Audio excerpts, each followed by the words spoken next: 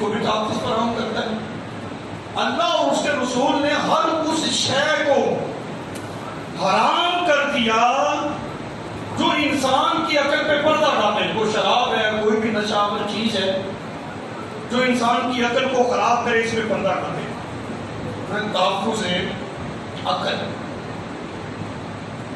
Number 5 تحفظ مال. مال کا تحفظ.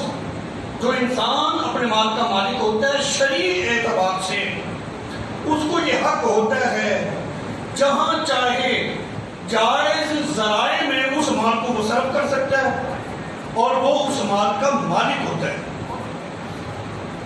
اور کوئی آدمی اس مال کو اس کی ملک سے ناجائز طریقے سے نکالتا ہے تو وہ شرعی اعتبار سے مجرم ہے.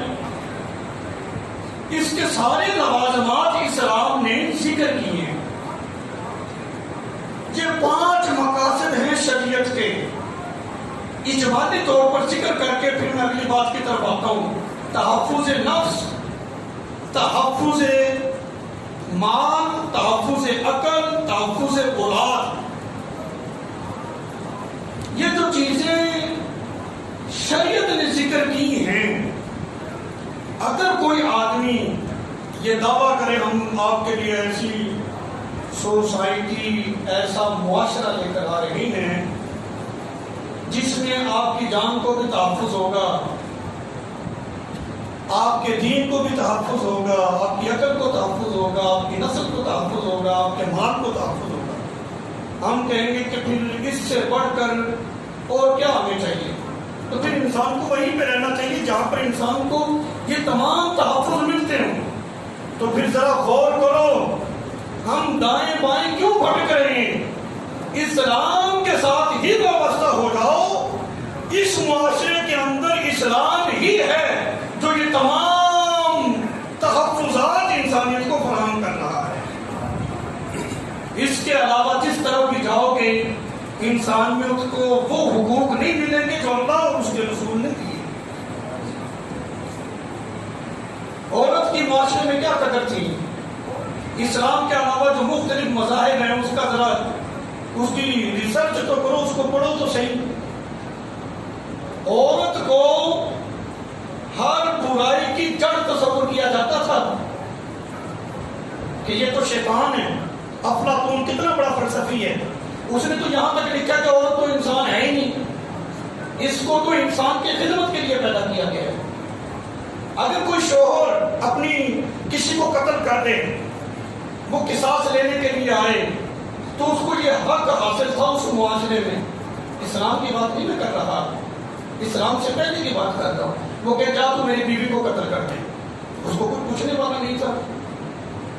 کوئی قدر معاشرے میں عورت کی نہیں تھی.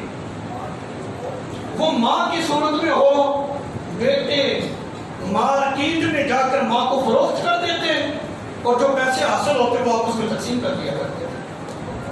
بیٹی کی صورت میں ہو عرب معاشرہ, یہ ہم بھول گئے. زندہ بچی کو زمین میں دفن کر دینا اپنے آپ وہ فخر سمجھا کرتے تھے.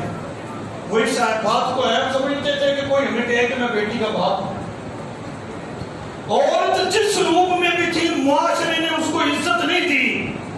ہاں, لیکن جب اسلام کا نور اس معاشرے میں آیا, اس دھرتی پہ آیا, رسول اللہ صلی اللہ علیہ وسلم جب اسلام کا نظام لے کر آئے, پھر یہی ماں جس کو اولاد مارکیٹ میں بیچ دیا کرتی تھی, میرے آقا کی تربیت سے ان کو یہ یقین ہو گیا کہ ہماری جنت ماں کے قدموں کے نیچے ہے.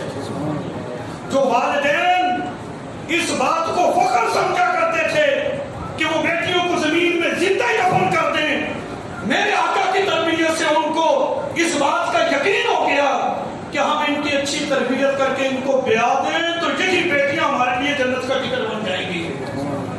یہ ہے اسلام, یہ ہے اسلامی نظام جس نے اسلام اور انسانیت کو بلکہ اللہ کی تمام مخلوق کو حقوق دیے. آج بڑا افسوس ہوتا ہے یہ ہماری مائیں بہنیں بیٹیاں جو اس آواز کو اس معاشرے میں بلند کرتے ہیں ان کو شرم آتی ہے.